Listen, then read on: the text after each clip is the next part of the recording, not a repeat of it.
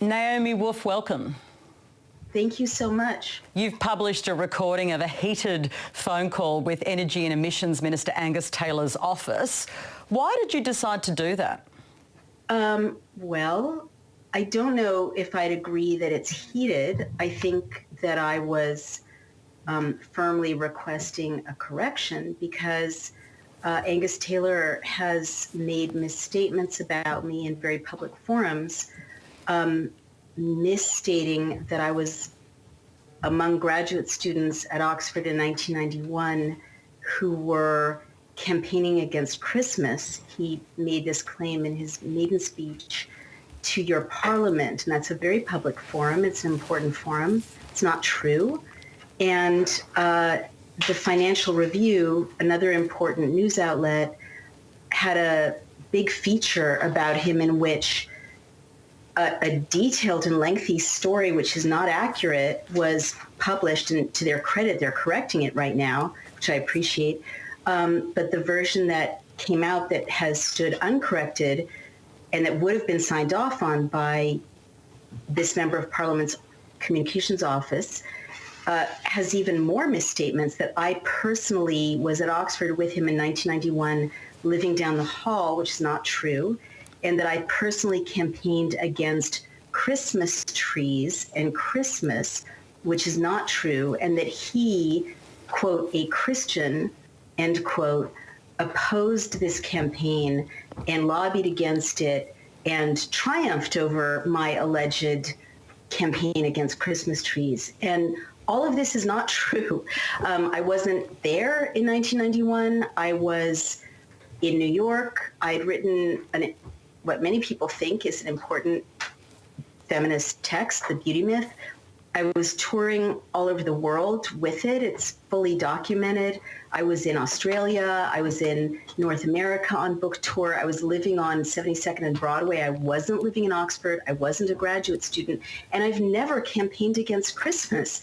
And, you know, it is important to correct the record. And I've been waiting for almost 4 days requesting publicly that this member of Parliament correct the record in as public a way as he misstated and delivered this fake news to the citizens of Australia and the world, because it's very religiously divisive and it's totally inaccurate. But I really object to my name and reputation being misused by an elected official to tell a false story, and it's the same story we've heard in the United States and the United Kingdom. Conservatives are rolling this out in democracies around the world, the kind of war against Christmas. Naomi Wolf, never worked. The minister has actually addressed this dispute in our parliament during question time. He was asked a question from the other side of politics, and he says his speech did not say you're involved in the war on Christmas and that he is not anti-Semitic. And he's actually taken offence at your tweet calling him anti-Semitic, and he calls on you to apologise for saying he's anti-Semitic, saying he's offended. Will you apologise for describing him as anti-Semitic? So again, I have to say I'm quite taken aback by what you're telling me. I think it's very inappropriate and very wrong. Anyone can look at the transcript of his maiden speech.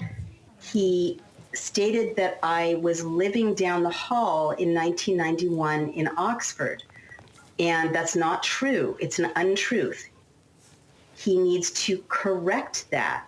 He then goes on to situate me among people that he specifically invokes who are campaigning against Christmas. He has no right to put my name in that context.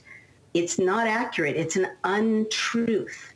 And he also says, he characterized the people campaigning against Christmas as not having anything in common with the rest of us. I'm Jewish. I'm married to a Christian. My stepchildren are Christian. My children are Jewish. It's like many 21st century families, a multi-religious, multi-ethnic family. You know, we're all distressed. My mom is distressed that my name would be inappropriately and wrongly invoked for what is clearly religiously divisive fake narratives about a war on Christmas. And then the National Review, like I was a political consultant for President Clinton, formerly Vice President Gore, formally. I know how communications offices with an elected official work. No one would have told this detailed story about me allegedly warring against Christmas, personally warring against Christmas trees in 1991, allegedly down the hall from Angus Taylor. All of that being totally false if the communications department and the principal had not signed off on it. So I do think that's anti-Semitic. I stand by what I said. It's inappropriate to tell such a story. It's not true. No one, not me, not my family, has warred on Christmas or Christmas trees. And many centuries of anti-Semitic invocations of how, Jewish people are threats to Christians makes a story like that quite divisive. And a phrase like, nothing in common with the rest of us is quite divisive, or, words to that effect. I don't have the text in front of me. The minister says that, because when you first tweeted and you've just stood by it, you accused him of anti-Semitic dog whistling, and he says he has a Jewish grandmother and that his family's been offended by this, that he's not anti-Semitic. You don't withdraw from that? I mean, respectfully, I'm glad that he comes from such a diverse family. As I said earlier, I have no argument with his family. I do think that it's inappropriate to say that I was somewhere that I wasn't, doing something that I wasn't doing. I think elected officials owe it to the people of Australia, the citizens of Australia, as in my country, the United States, to be truthful. The Financial Review said Taylor was awarded a Rhodes Scholarship, I'm reading it, and went to Oxford University, where left-wing writer Naomi Wolf lived a few doors away. When she proposed banning the traditional Christmas tree, Taylor, a Christian, led a successful counter-rebellion. I mean, you guys can make your own decision about whether that's religiously divisive or not.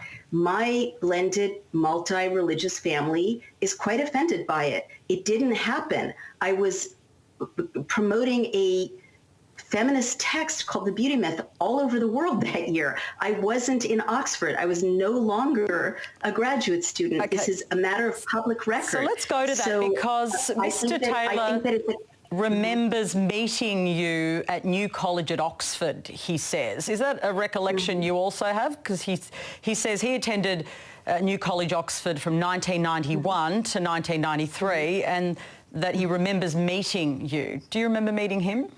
So my wonderful husband is holding up a screenshot of The Beauty Myth, August 25th, 1991. It's number 13 on the bestseller list of the New York Times. I was not in Oxford. I was touring the United States, Australia, and the Netherlands as the author of The Beauty Myth. I have no memory of meeting Mr. Taylor, but that isn't the point.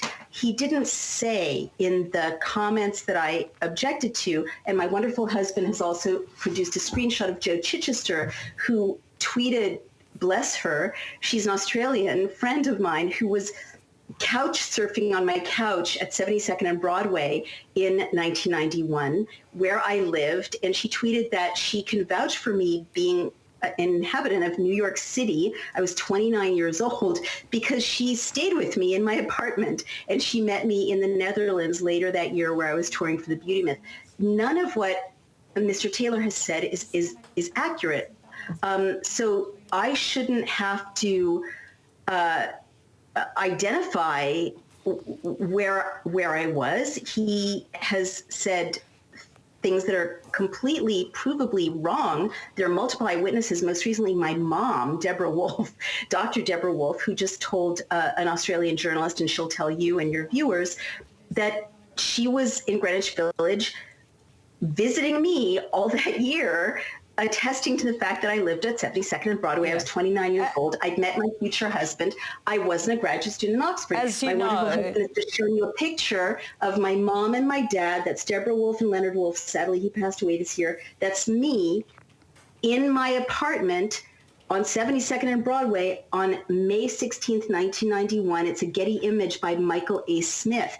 It is not accurate what this member of parliament has said. And as a woman, I find it objectionable that I should be having to document my entire life, which is a matter of public record, he should do his own research. I wasn't a graduate student in Oxford in 1991. So I never how about warred on against this Christians. issue? He should apologize, and more importantly, he should correct the record. This isn't about me. Elected officials in your country and in my country should not lie to people, and they should not take women's names and reputations as if these women don't exist in their own lives with their own achievements and drag them over to their agenda, which I personally think is a religiously divisive one. Naomi Wolf, the office, as you know, because you recorded the phone call, says that this 2014 profile in the Australian Financial Review is what got it wrong, not the speech. What do you say to that, that the reporting was wrong rather than the claims in the speech?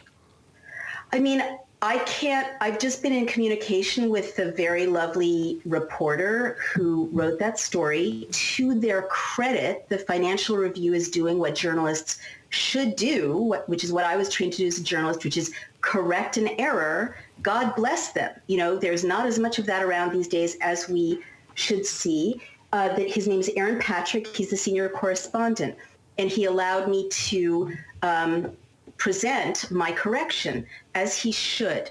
So I guess what I would say is, having been a consultant, a political consultant to Vice President Al Gore formally in 2000 and informally to the President of the United States, Bill Clinton, I know how communications shops for an elected official work. And there is no way, in my experience of political consulting at a very high level, that a detailed story full of falsehood about how I allegedly led a campaign against Christmas trees and Christmas in Oxford in 1991, thoroughly false from beginning to end, could have ended up in a glowing feature about Angus Taylor. If Angus Taylor, the principal, or his communications shop had not okayed that story. So as you know, his office says Minister Taylor recalled seeing you at Oxford, and I know you've just told me you don't recall seeing him. Were you there that year? I've never met this man. I didn't know who he was until 3 days ago when I was alerted that he'd been lying about me. Were you there that year?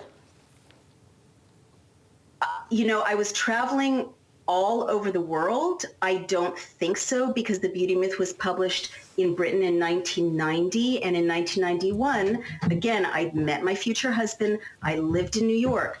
I was traveling to Canberra, Adelaide, Melbourne, Sydney. I was traveling all over North America. Respectfully to Mr. Taylor, I wasn't paying attention to him, whoever he is. I was involved in advocating for what has become a significantly important text about feminist issues. Okay, I accept that. And so women's self-esteem. Right now, the minister has called for you to apologise. So now, right now, you want the minister to clarify, but instead he's gone into question time and actually called for you to apologise about that tweet referring to anti-Semitism. So in some ways, there's a bit of a stalemate here. What do you want the minister to do? I mean, respectfully, Patricia, you know, let's not get distracted with non-issues. This person who, again, I'd never heard of before 4 days ago, is trying to draw us into a catfight. We should not lose track of what's really important. Civil society right now in the United States and in Australia and in Britain and in democracies around the world is being besieged by people who are trying to make us hate each other, mistrust each other, hate immigrants, hate trans people, hate LGBTQ people, distrust feminists, and tell fake news and fake stories and have people lose faith in truth itself. That's what's really important. This man I've never met, and I'm speaking as a woman, you know, out of nowhere, I didn't pick this fight, decided to say things about me that are simply categorically not true. It's up to him as an elected official to correct the record and tell the truth. I didn't initiate this conflict. He did, and it's not, in my view, about me and Mr. Taylor. It's really about, will elected officials tell the truth to citizens that they represent? To me, it's not a matter of me and him. There is no me and him. And it's not a matter of Jewish or Christian or Muslim. What's really disturbing to me as the stepmother of Christian children, as the mother of Jewish children, as the wife of a Christian man, as the daughter of a Jewish woman, what's horrible to me is that as we go into the holiday season, someone I don't even know and can't remember ever meeting decided to use my name in a national legislative forum to say things about me that are not true, that are religiously divisive. The decent thing to do is for him to simply correct the record. I wasn't living down the hall from Angus Taylor in 1991. I don't recall ever meeting him. I've never campaigned against Christmas. And frankly, as a woman, I find it objectionable that I have to even have this conversation because it has nothing to do with me. He should simply tell the truth, correct the record. I wasn't there. I didn't do it. Naomi Wolf, just a final question. There are some people that have been saying that it was unethical to record this conversation with his office as you did, and of course we've all watched it on YouTube. Well, I don't know if we all have, but I certainly have. I can assure you every moment of it, because it was quite a compelling thing to watch, the way that you talked to this person in the office and asked these questions. Did you think about that, or telling him that you were recording? I did tell him I was recording. He kept talking. Okay, so he didn't register it. No, I don't know if he registered or not. I told him clearly that I was recording. Okay. But honestly, I have to say, as a woman and as a feminist, I'm quite disappointed that anyone would challenge a woman's right to get accountability and set the record straight. I contacted that office after 4 days of requesting on Twitter and publicly that they correct the record with no response. And I was tweeting their own Twitter feed, which their communications director should be monitoring and be aware of. So I gave him 4 days to contact me, say, Naomi, I'm really sorry I got this totally wrong, and correct the record. I should have every right to defend my reputation, as should every woman in Australia or the United States or anywhere around the world.